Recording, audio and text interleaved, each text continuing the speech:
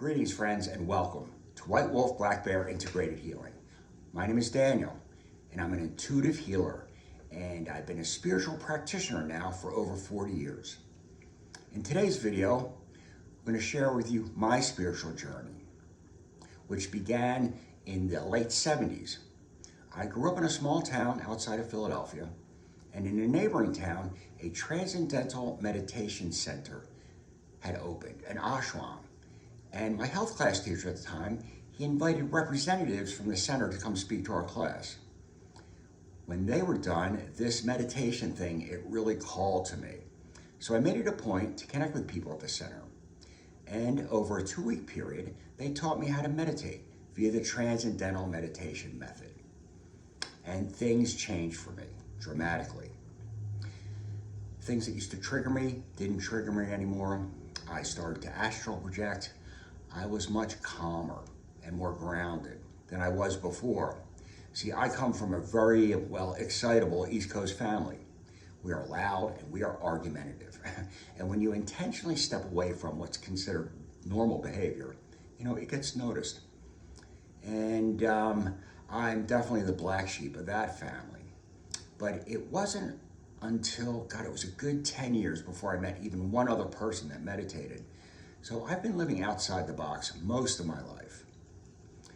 And it wasn't until 1991 that I intentionally and formally committed to a spiritual path. That's when I moved to Arizona. And Arizona, it wasn't even on my radar. I just kind of wound up here via some circumstances. And after being here for a short time, I realized that this is where I needed to be. This is where Spirit wanted me to be.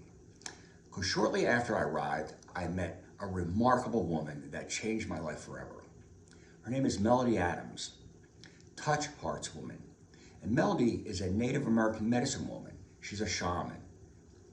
And for the next 2 years, I studied under Melody as her shamanic apprentice. And she shared with me the medicine of the Cherokee shamanic tradition. Now, when I speak of medicine in this context, it has nothing to do with going to the pharmacy and picking up a prescription from your doctor.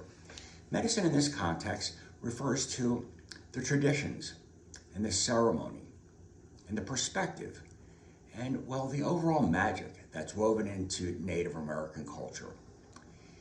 It was an amazing journey. She took me deep and far. But during my time with Melody, she introduced me to a lot of very interesting people within the healing community here in Arizona. I met white witches and crystal healers and Christian prayer warriors and Buddhist monks, all sorts of people doing what they do to help others. But I kept hearing about this Japanese hands-on healing modality, this healing technique, hands-on healing called Reiki. And the idea of healing with energy, it fascinated me. And it was biblical in scope, literally, because many of us were raised with those stories of Jesus healing with his hands. So when Melody moved away, I made it a point to find my next teacher, who turned out to be Reiki master teacher, Suzanne Smith. And in 1994, Suzanne taught me and initiated me into Reiki practice.